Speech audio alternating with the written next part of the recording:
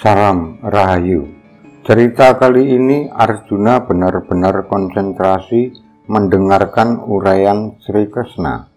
Suara gemuruh kereta perang dan langkah gajah serta teriakan prajurit berperang dan denting pedang serta suara anak panah yang berterbangan di langit Kurusetra terdengar hanya sayup-sayup di kuping Arjuna.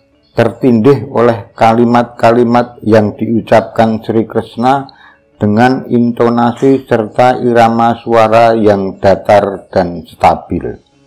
Untuk mencapai kesadaran Brahman, kita harus mendekatinya dulu seperti ingin mengetahui jiwa dan kepribadian kekasih idaman kita. Maka kita mesti mendekatinya dulu dengan berbagai cara. Bedanya, cara mendekati Sang Brahman hanya bisa dengan dua cara atau dua jalan, ucap Sri Krishna. Dua jalan yang seperti apa? Sergap Arjuna cepat. Ada dua jalan untuk melakukan pendekatan, yaitu mengaktifkan atau menggerakkan pengetahuan kita mengenai meditasi. Janganlah pengetahuan kita diperlakukan sebagai barang antik, kemudian ditaruh di rak buku.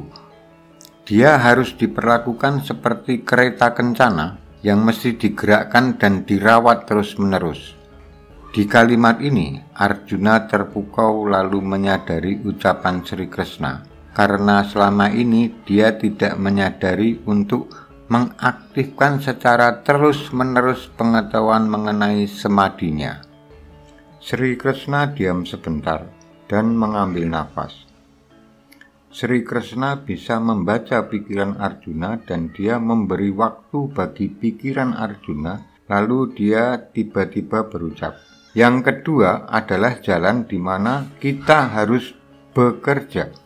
Bekerja dalam ikatan Brahman, ikatan yang bersifat keilahian, bukan mengharap hasil atau buah pekerjaan yang dilakukan. Seperti matahari yang mengirimkan sinarnya tapi tidak berharap hasil kirimannya. Keikhlasan itu intinya. Hukum alam memang menerangkan bahwa manusia harus bekerja dan bekerja itu beragam bentuknya. Membersihkan tempat sembahyang itu juga bekerja, apalagi membersihkan halaman tempat sembahyang keluarga atau umat. Jadi manifestasi dari bekerja itu beraneka ragam. Mungkin sesekali kamu akan menemukan seseorang yang hanya duduk tanpa melakukan apa-apa, tetapi pikirannya masih terikat dengan dunia indera-indera. Nah, orang seperti itu adalah orang yang munafik. Tapi, suatu ketika, kamu juga akan menemukan jenis manusia yang berbeda dari yang saya uraikan tadi. Nah, orang yang seperti itulah yang dinamakan Setita Prajna. Ia telah mengendalikan indera-inderanya secara bersamaan dengan pikirannya. Dan ketika ia bekerja tanpa ikatan, mengalir saja gerak kerjanya seperti seorang penari bergerak, mengaktifkan setiap otot-ototnya dikelilingi semilir angin. Ia lebih unggul dari manusia apapun, ucap Sri Krishna, lalu mengais tali picu kudanya dan memegang cemetinya. Jadi kamu harus bekerja, sebab jika tidak bekerja, kamu tidak bisa dikatakan hidup. Berperang adalah juga bekerja, tanda Sri Krishna.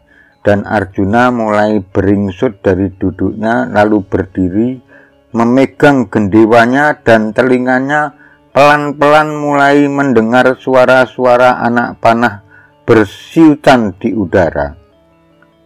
Terima kasih sudah mendengarkan cerita saya. Sampai jumpa di konten depan. Salam Rahayu.